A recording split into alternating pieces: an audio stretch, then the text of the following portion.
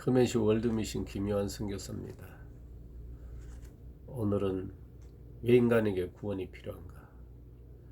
왜 회복이 돼야 되는가 하는 말씀을 가지고 동영상을 한번 만들고 있습니다. 창세기 2장 4절 이후에는 천지 창조의 족보입니다. 천지 창조의 대략이 이러하니라 이렇게 말씀하죠. 창세기 2장 4절입니다. 그 뒤에 이제 에덴 동산의 사건이 일어나고 뒤이어서 아담과 하와가 선악과를 따먹는 사건이 따릅니다. 그 이후에는 이제 아담의 족보가 계속됩니다. 물론 가인의 족보도 그게 포함이 됩니다. 노아의 족보와 그 홍수 사건이 나고 그 세 아들의 족보가 이어집니다. 그리고 이제 창세기 11장에서 바벨탑 사건이 일어납니다. 선악을 알겠나무 실과를 따먹은 이후에 또 그때 땅이 저주를 받습니다. 창세기 3장 17절이죠. 땅이 저주를 받아 가시와 엉겅퀴를 낼 것이다. 그래서 내 이마에 땀을 흘려 수고를 해야 될 것이다. 아담에게 내린 저주입니다. 가인과 아벨 사건 이후에 가인이 저주를 받습니다. 창세기 4장 12절에 땅이 효력을 잃어버려서는 유리하며 방황할 것이다. 지금도 우리가 그 땅의 효력, 그 땅을 우리가 정하게 하지 못하면 끊임없이 유리하고 방황하게 되는 거죠. 고향을 떠나서 객지를 돌아다니다가 심지어 외국에까지 가서도 자리를 못 잡는 그런 경우들이 허다합니다. 홍수 사건 이후에 인간이 저주를 받습니다. 수명이 단축되죠. 바벨탑 사건으로 세상 곧 우리가 저주를 받습니다. 우리가 성과 때를 쌓자 하던 그 우리가 총체적으로 저주를 받습니다. 그 저주는 한 족속, 한 언어가 되지 못하고 흩어져 버린 것, 그게 바로 저주입니다. 땅이 저주를 받으니 가시와 엉겅퀴를 냈습니다. 가인이 바로 그 땅으로부터 토해냄의 저주를 받습니다. 가인으로 인해 땅이 기운을 내지 못합니다. 가인이 유리하며 방황합니다. 왜냐하면 그 땅에 피를 흘렸기 때문인 것입니다. 지금도 많은 사람들이 다른 사람에게 피해를 끼치고 그 땅으로부터 버림을 받아서 유리하며 방황하는 그런 모습들을 보게 됩니다. 바로 사람은 피를 소모하여 일을 해서 돈을 벌기 때문에 바로 그 돈은 바로 피로부터 만들어지는 그 보상인데 다른 사람의 그 돈을 망가뜨리고 나면 땅이 그 사람을 받아주지 않습니다. 사람이 저주를 받으면 모든 만물이 저주를 받습니다. 그렇지만은 저주 가운데서도 하나님은 씨를 남기십니다. 선악과 가운데서도 가죽옷, 가인의 사건에서도 셋, 설렙니다. 노아의 일가족 중에서도 셈, 한과 야벳은 아니지만은 셈입니다. 셈에서 드디어 아브라함이 등장합니다. 창세기 12장부터 새로운 역사가 시작이 됩니다. 창세기 25장부터는 이제 이삭의 얘기입니다. 이삭에서 야곱이 나옵니다. 39장부터 그 말씀입니다. 바벨탑의 저주가 대대로 내려오다가 아브라함에게 이르러 비로소 복의 근원이 됩니다. 이것이 과연 소위 말하는 축복이냐 아니면 회복이냐 하는 그런 이야기입니다. 인간에 대한 저주가 복으로 바뀐 것입니다. 신락원한 인간들이 복락은 한 것입니다. 만약 회복이라면 위로 거슬러 올라가야 되겠죠. 바로 에덴 동산에 있던 생명나무, 곧 영생입니다. 노아까지는 천수를 누리는 삶이었습니다. 천수, 말 그대로 하늘 천자 천수가 일천 천자 천수였습니다. 무드셀라는 969세까지 살았습니다. 그러나 천년을 넘기지는 못했습니다. 홍수 이후에는 120세가 됐습니다. 지금도 의학적으로 보면 사람이 25 곱하기 5, 그래서 125세까지 뇌를 사용할 수 있다. 그런 의학적인 연구도 발표가 된 적이 있습니다. 사람이 강건하면 80이요. 이것이 바로 저주의 결과입니다. 여기서 이제 회복의 역사가 필요한 것입니다. 그리스도 안에서 한 민족이 되고 한 언어가 되어야 된다 이 말입니다. 그리스도를 조상으로 하는 한 민족이 되어갑니다. 히브리서 2장 11절 거룩하게 하시는 자와 예수 그리스도죠. 거룩함을 입은 자들이 하나에서 난지니라. 아담 이후에 뿔뿔이 흩어진 온 땅의 족속들이 그리스도로 말미암아 하나로 회복되어야 됩니다. 그렇지만은 저주를 알아야만이 회복을 알게 됩니다. 노아의 홍수 전에 하나님의 아들들이 사람의 딸들을 사랑함으로 인간이 육체화되고 말았습니다. 이와 같은 인간들이 다시 신령화되면은 영생하는 존재가 됩니다. 그래서 신령화된 존재가 바로 영화롭게 됐다. 그런 말을 하기도 합니다. 그러려면 반드시 성령과 도킹을 해야 됩니다. 이것이 바로 천년 동안 언노릇하는 기간이 됩니다.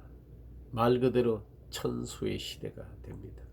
이런 말 있죠. 사람의 수명이 1000년이 넘어가면 신의 경계에 넘어간다는 말이 있습니다. 바로 말씀을 받은 자는, 말씀이 된 자들은 신들이라 하였거늘 주님도 요한복음 10장 35절에 말씀하셨죠. 여러분 이 말씀은 온 사람이 온 말을 해도 여러분들이 짐작하시길 바랍니다. 성령께서 크게 깨달음을 주시길 바랍니다.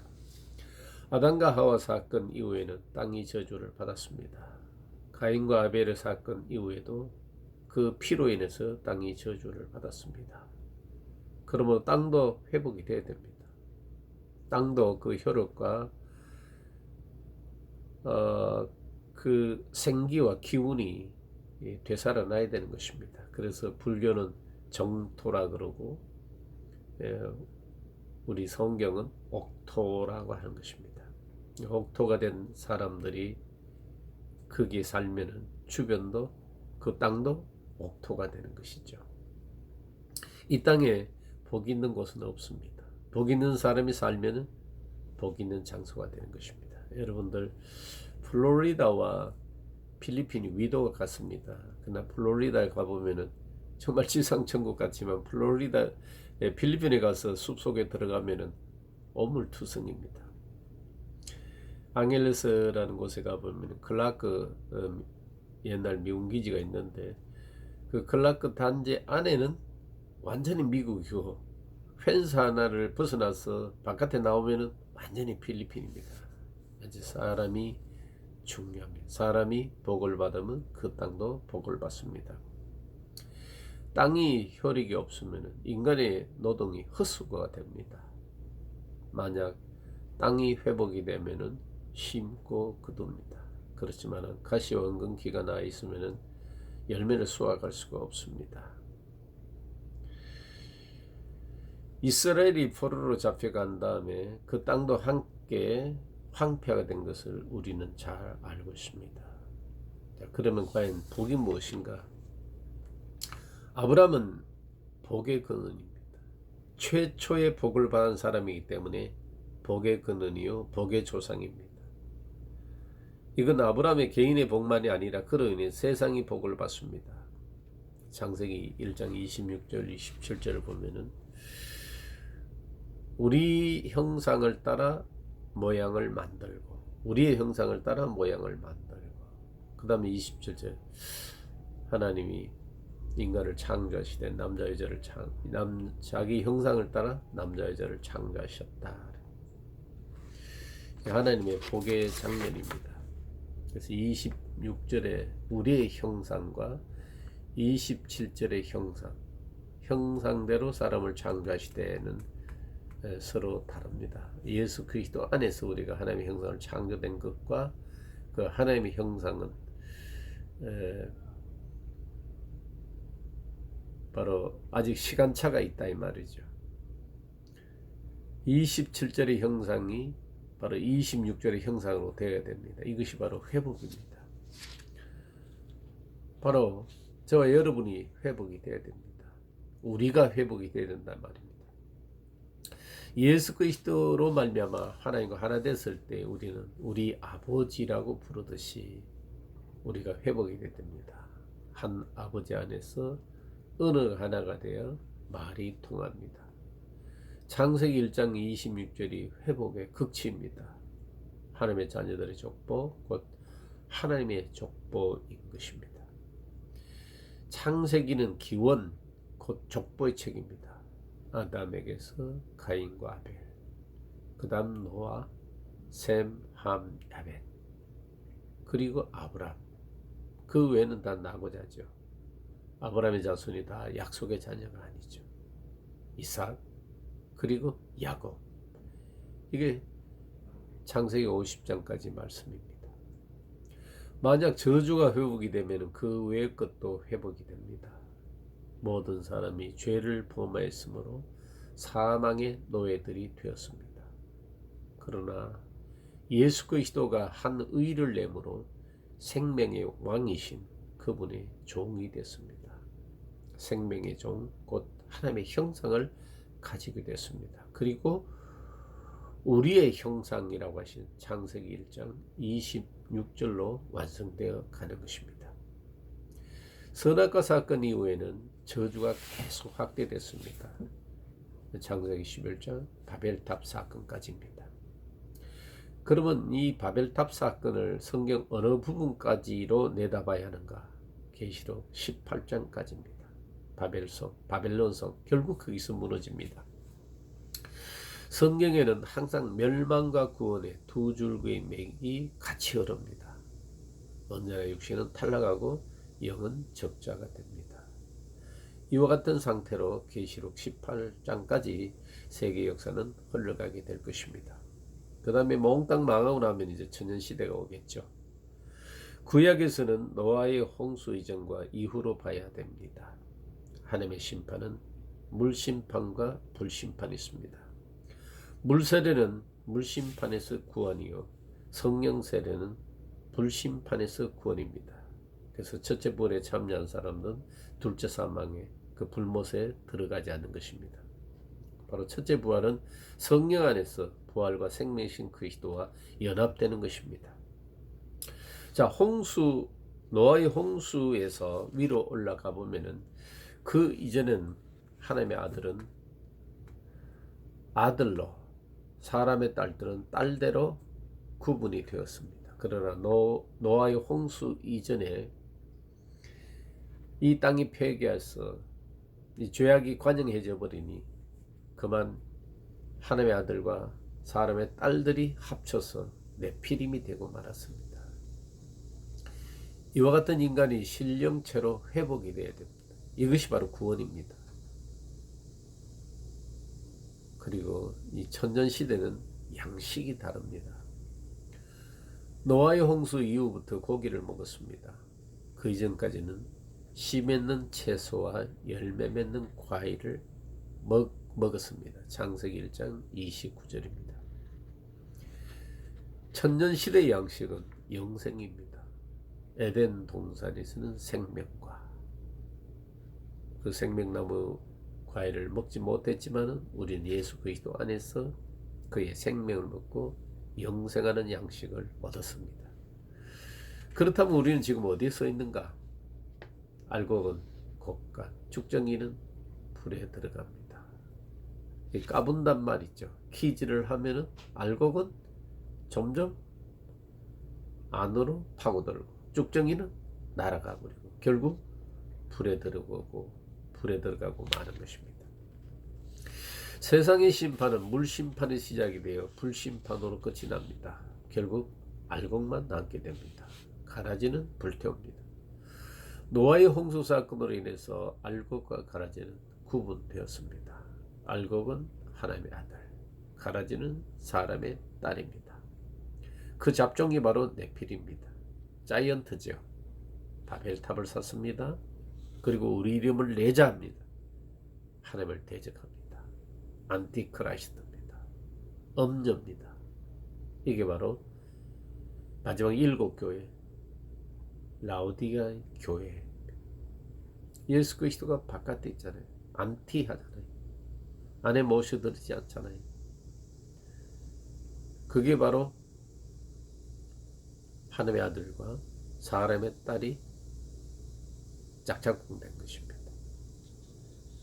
그러므로 우리는 헤이번 여자처럼 신령체를 회복해야 합니다. 형제이신 그리스도를 미워하는 데서 사랑하게 됩니다. 주님 사랑해요. 사랑해요. 사랑해요. 주님 사랑해요. 이렇게 찬양해야죠. 창세기 1장 26절이 성취되면은 우리의 형상을 담습니다. 하나님의 형상입니다. 이 우리란 말씀 속에 택한 백성들이 다 들어있습니다.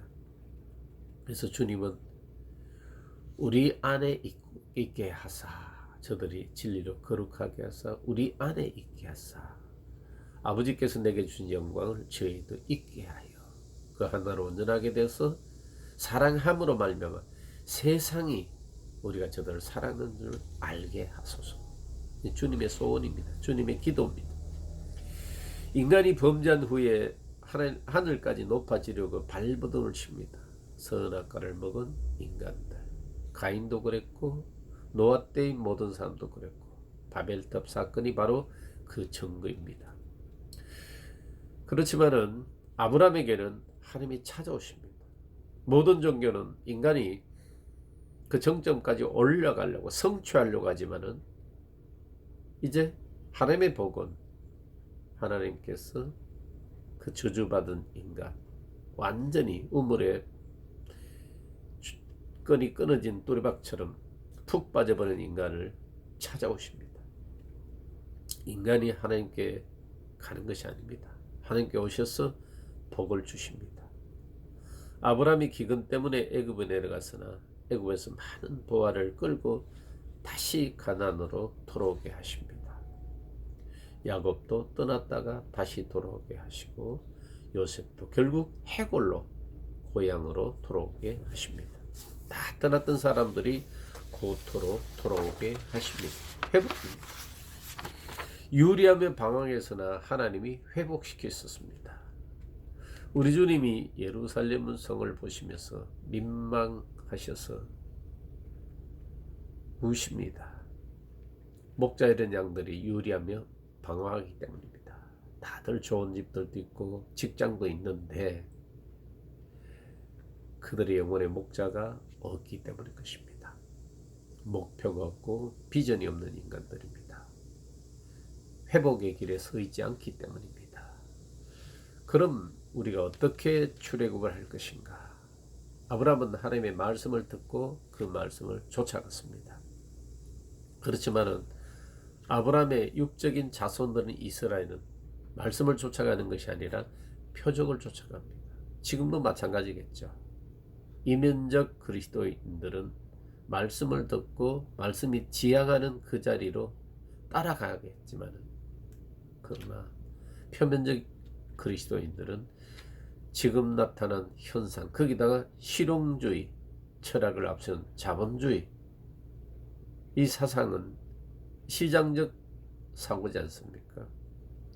하나님을 믿어서 내가 뭘 얻는데, 뭐가 복인데, 눈에 보이는 것만 따지고 계산하는 거죠.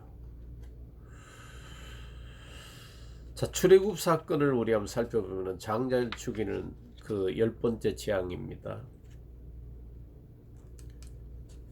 이제 더 이상 애굽에서는 살 수 없는 상황이 왔습니다.